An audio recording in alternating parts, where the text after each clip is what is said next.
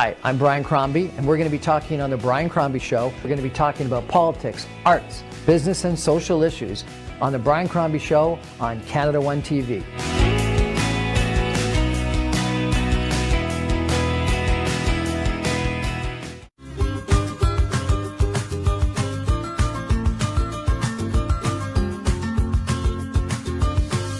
Good evening and welcome to The Brian Crombie Show on Canada One TV. So I like to review what's going on from a political standpoint on a fairly regular basis on the show, and if you've been watching me for a while, you know we try to do that. We've had some Conservative people on, we've had some Green people on, we've had some NDP people on. So I thought I'd reach out into my Liberal back rooms and get a friend of mine, Alvin Tedjo, who has worked at Queen's Park. He's run for a nomination federally. He's been a candidate provincially. He actually was a candidate for the provincial leadership, about a year and a month ago, and he's run municipally. So he's really, he's been a backroom guy. He's been a political activist. He's been in government relations. He's been in communications, and he's been a nominated candidate in every single potential office that you could imagine, other than Prime Minister. So Alvin, welcome to our show. How are you? I'm great, Brian. Thank you for having me on. I'm really excited to be here and really talk about a lot of the issues that are facing us right now. Excellent. So a year and a month or so ago, you were a candidate for the provincial Liberal leadership. That must have been quite the experience. You know, it was really the experience of a lifetime. I mean, very few people ever do that, ever run for the leadership of a party. I'm the first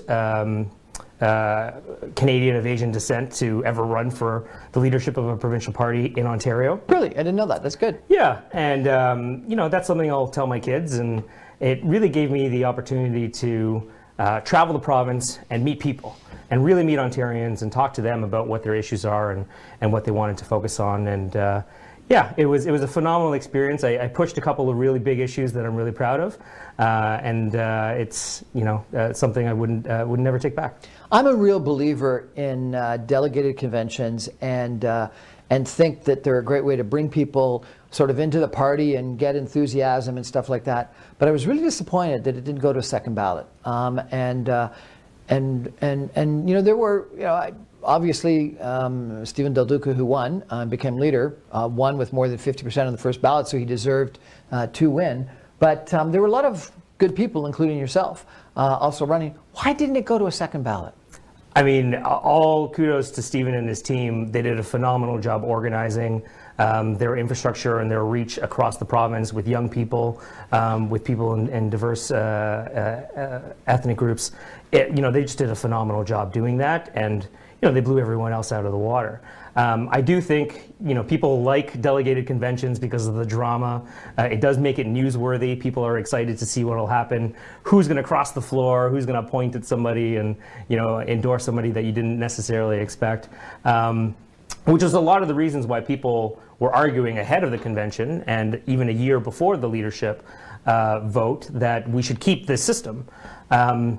And I had been advocating for something different. I wanted the party to embrace a couple of changes. I thought one member, one vote is the more democratic way of electing leaders. Yes, it doesn't make for great television, but it is a way to sort of represent everyone's views, not through a delegated means where you're voting for somebody to vote for somebody else. So we also wanted to have free memberships and online voting. And both those things have actually been adopted by Stephen and his team since after the convention. He won. Yeah, after he won. But I mean, he didn't want to interfere with the process once he had declared, and that was completely reasonable for him to take that position. But I thought, if we have the opportunity, let's modernize and let's move forward as much as possible. What were the big policy differences between Stephen Del Duca, the winner, and the rest of the pack? Well, I don't want to speak for the leader. I mean, I think he's made clear some of his priorities recently and really trying to position how a Stephen Del Duca-led government would do things differently than Premier Ford. Going back to the past, about a year ago, I can speak for myself in terms of what I wanted to push for. And really, there were three main issues that I wanted to introduce and have Ontarians talk about, and the party specifically. One of them was the introduction and continuation of a universal basic income here in Ontario. Not a pilot, but just rolling out what We've exactly effectively we have. had that this year with... And we have, yeah, exactly. And I think that's exactly what the federal party is looking at too. They're going to debate it at the convention in the coming month. And I think it's phenomenal in terms of the example that we have, in terms of the CERB, in terms of the Canada Child Benefit, in terms of the benefits that the economy and people will see if everybody's sort of given a floor, right? A basic floor in order to stand up on. Another piece that we talked about a lot was universal childcare, because the number one thing you can do to fix the gender wage gap is actually provide universal childcare, which has gotten far worse, gender wage gap, and frankly unemployment during COVID again, because all the statistics suggest that women have taken the bulk of home care and homeschooling. Yep. No, absolutely. And, all the data shows that. And we're now, like you said, in the middle of a she session where women are more adversely affected. So, those were things that I really strongly believed in. And I have 3 young kids. And so I've been a champion for childcare for a long time. And the last one was the education system. Now, this wasn't widely endorsed, but certainly it had its fans, including 2 polls that showed the majority of Ontarians support merging Catholic and non-Catholic school boards together.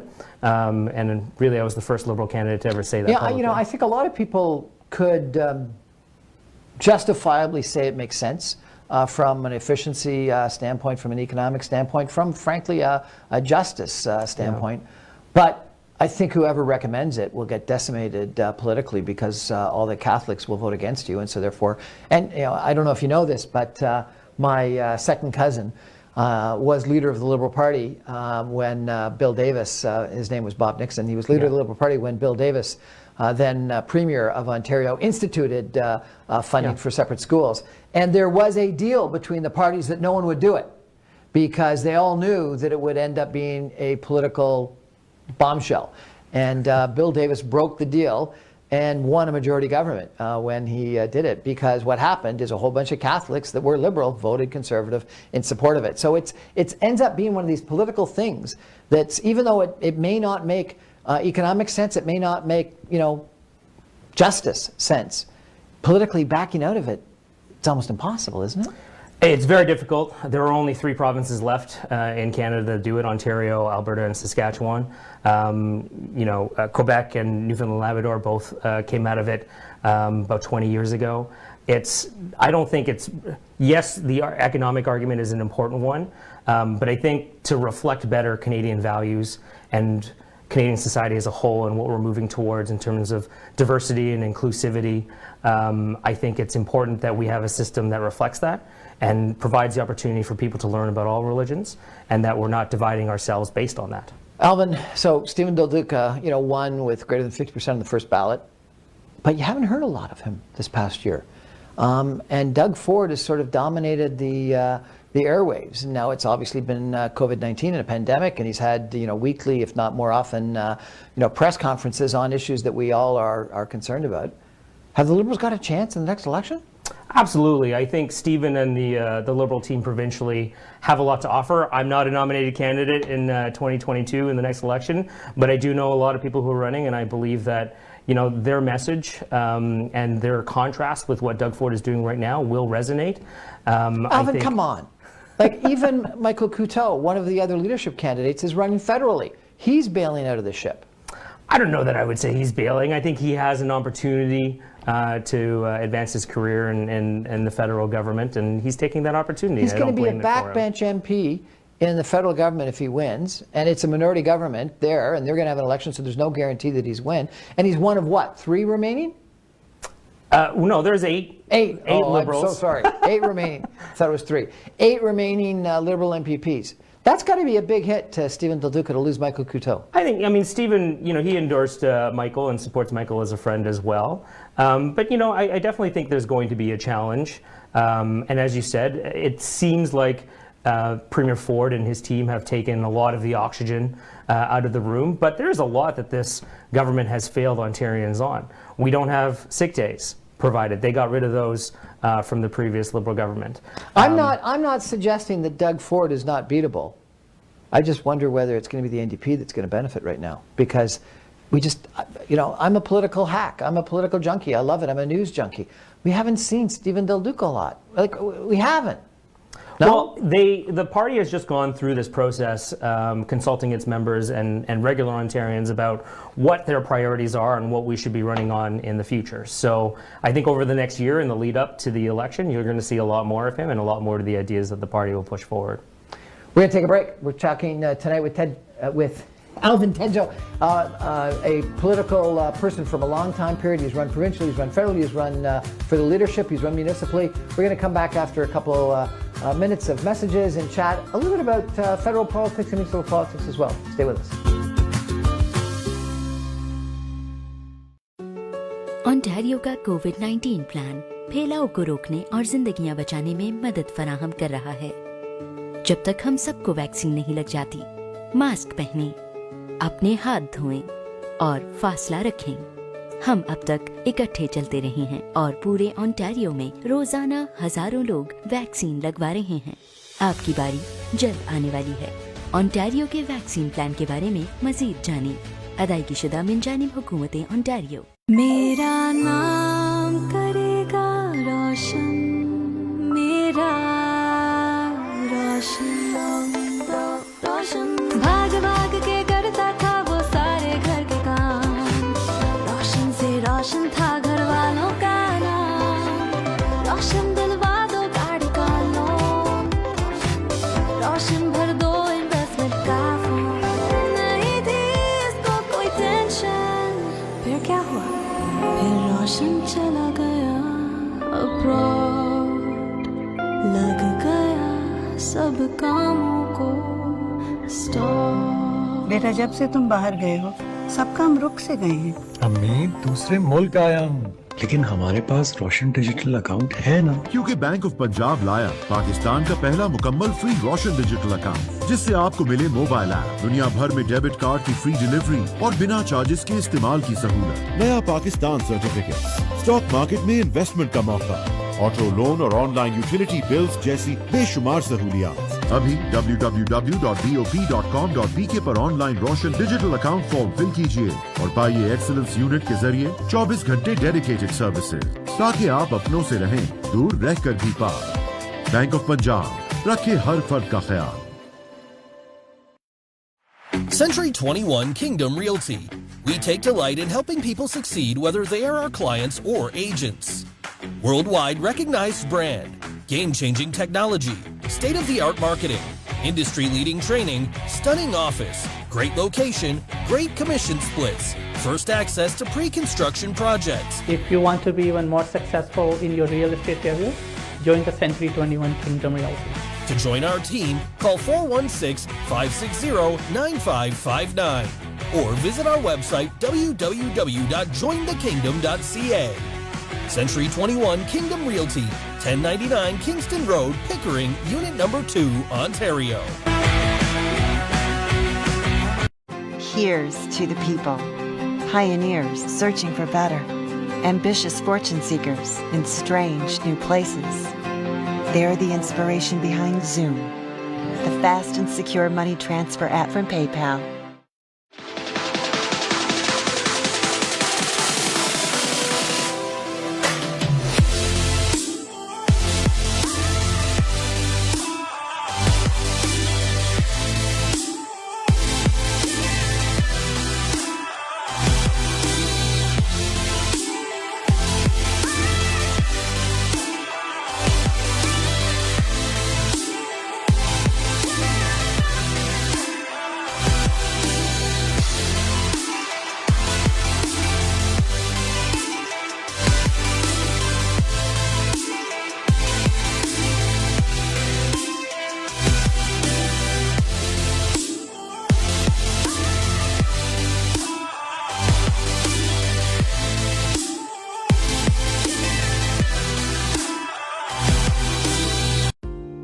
Buying or selling a residential or commercial property is one of the biggest financial decisions most people will make in their life. The real estate lawyers at Alum Law Chambers will guide you through the complete real estate laws to ensure your transaction completes on time and your dreams come true. Reliable and affordable. Alum Law. Was your family or business prepared for this financial crisis? Want to learn how I prepare my clients with the essential financial planning pyramid for any financial crisis come their way? Hello, this is Zahid Sayed from Arooj Financial. For your complimentary Zoom or Skype meeting, call my office at 905-624-0008 or visit aroojfinancial.com. Hi, I'm Brian Crombie, and we're going to be talking on the Brian Crombie Show. We're going to be talking about politics, arts, business, and social issues on the Brian Crombie Show on Canada One TV.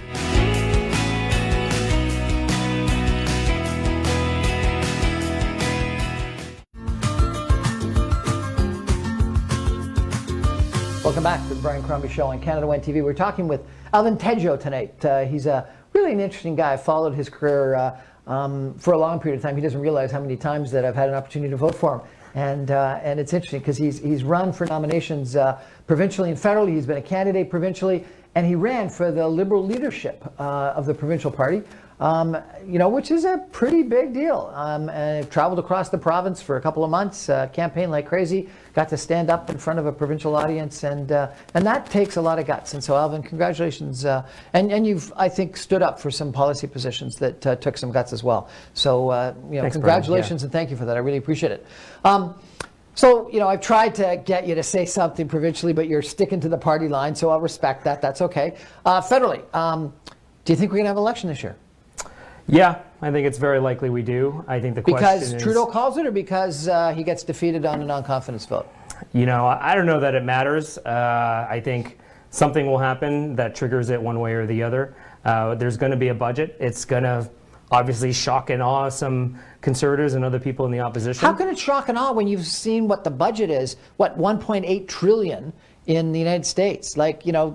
It's like unbelievable what the U.S. deficit's going to be. Well, and maybe that gives Minister Freeland some leeway into pushing forward a very ambitious agenda. I mean, we'll see at the end of the month what it's going to be, but I believe the budget will be pretty ambitious, and it'll outline the priorities of the government that they're going to be willing to fight for in an election. And so, what do you think is going to happen if we have an election?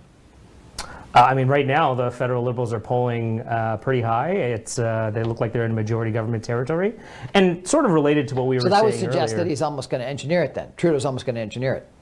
Well, I mean, he'll either go to the Chief Justice of the Supreme Court, because we don't have a Governor General right now, and ask him to dissolve once we pass the budget, or the wait. He can't do that once we pass the budget.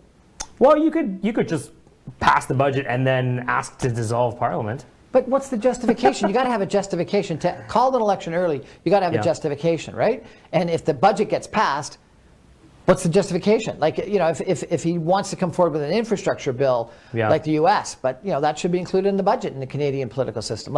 It should be. You're right, there's and it will got to be something that he tries to get that's not gettable, that he uses as the excuse that he needs to go to the populace for a mandate. No? Yeah, I think so. But the question is going to be, where do you think the NDP is going to fall in this, right? Do they have they paid off enough of their debt? Do they feel like they're in a good spot? Is there going to be enough in the budget for the Prime Minister to hang on to? Does he even want to hang on? Or are they going to insert some sort of poison pill into the budget that prevents the other parties from supporting it? Right? He needs one party. So that's the question. So I think Jagmeet Singh has done well. I've been impressed I've been more impressed with Jagmeet Singh than by the leader of the NDP than, frankly, Aaron O'Toole, the leader of the Conservative Party. I think that a lot of people thought, and I thought that he was disappointing early on in his leadership. But he's almost like he's come onto his own of late. No? Yeah, I think so. He's more comfortable in his skin now, and I think he has some messages that he wants to drive forward. I mean, they have a policy convention coming up, and there are some pretty radical ideas there. So we'll see if that helps them or hurts them. But I think it also comes down to... But leaders don't have to say what the party No, they says. don't have to. As we found out with Aaron O'Toole, the party, wants a doesn't whole believe bunch in of, climate change, exactly. right? Climate change and isn't a real Aaron O'Toole thing says, yet. we're going to fight an election on climate change. But I think it'll have to do, Brian, with how well the vaccine rollout goes, right? I think election. Both Prime Minister Trudeau and Premier Ford, their fortunes will be tied to how well the So right now, Canada's doing terribly. I think we're 52 in the world on a per capita rate of vaccination. Why are we doing so poorly? Well, I think early on it certainly wasn't ideal and the numbers weren't there, but we were debating, thousands of vaccines in December and January. We're getting weekly 2-3 million doses into the country every week now. But for Canada to be number 52 in the world per capita for vaccination rate is pretty dismal.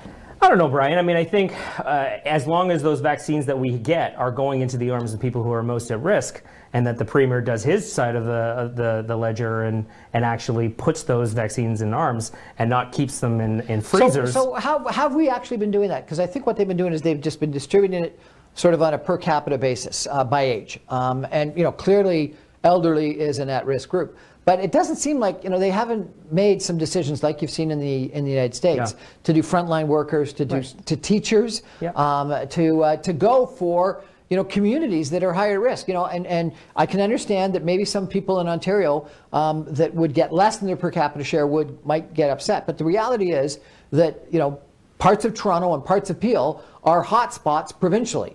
Yeah, and should absolutely. get if we want to get rid of this infection, this pandemic, we should be vaccinating them at a greater than their proportionate rate. 100%. But we're not doing it. No, we're not. And I mean, I understand they targeted doctors and nurses first. My wife is a nurse. She's a frontline healthcare worker. She's gotten both of her doses. But they should park a truck outside the Amazon distribution center in Brampton and vaccinate every single employee that comes in and out of that building, right? Or close it down. Or close it down. Right? They have not been coordinating a strategy. They talk about frontline workers, but they're not supporting the rest of the frontline workers, right? They're talking about the frontline workers that they put on TV, but they're not talking about the guys that deliver our food to our doors. They're not talking about the people who stock the shelves. They're not talking about the people who are working in the factories. Alvin, this recent lockdown was called at the last moment. It was a surprise. The Premier told beauty salons and gymnasiums and restaurants they were going to be able to open up, and he closed them down within a week, within 48 hours. It was unbelievable. And our small and medium-sized businesses are going to be decimated. Yeah. But the Liberal Party, the NDP Party, if anything, weren't standing up for them. They were saying you should go farther. Who's standing up for the small and medium-sized businesses today in Ontario? So, I mean, I think the federal government... what's his name, Baber, that got kicked out of the caucus? No, I think there's a lot of people, and I will say Liberals are standing up for small businesses. The federal government has provided direct support for small businesses. They gave money to the provinces to do the same, and it took Premier Ford months and months and months sitting on his hands, sitting on $12 billion worth of surplus from the federal government, and he didn't give it directly to businesses, not until 10, 11, 12 months into the pandemic. So there should have been more supports coming earlier on. There needs to be way more supports than there are there right now. The message, I think, from federal Liberals and provincial Liberals is that you need to shut down and lock down for safety, and then you need to support individuals and businesses because of that shutdown. And I don't think Premier Ford is doing that. So you've run municipally as well. Your opponent is thought of, I think, as a big conservative. Her husband is running for the Conservative candidacy in the riding that the ward that you're in is in. Will you run municipally again? Maybe. I'll never sort of close the door on things like that. And what do you think that... But I like the Rasses quite a bit. I mean, Delaney is Karen and Michael's daughter, and she babysits my 3 young children. Before the pandemic, she came over and babysitted my 3 young kids. So we have a great relationship. We can talk. So what was your disagreement beers. with her then? Why'd you run against her? I think it's important that you have multiple voices and different opinions in terms of how to run municipal governments. Okay, so what do you think that municipal government's doing wrong?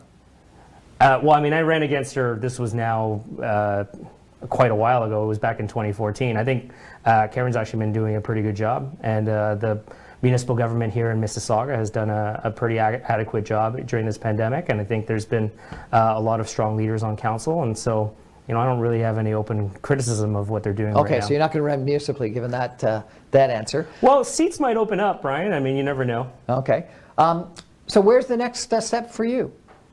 That's still to be determined. I think I'll always have the desire to push for positive change wherever I happen to live and in the community that I call home. And so wherever that happens to be over the next little while, it's not a bad thing. At the same time, don't mind spending some time with my kids after Alvin, after those elections. It's been a real pleasure. I tried to push you a couple of times, and you stood up, and you've got good backbone, and you knew what you wanted to say, and you said it. So congratulations, you did a great job. I really appreciate you coming on my show. Thanks, Brian. Alvin Tedjo. Great guy, worth following. Follow him on social media, and if he runs, consider voting for him. Thanks for joining us tonight on the Brian Crombie Show on Canada One TV. Good night, everybody.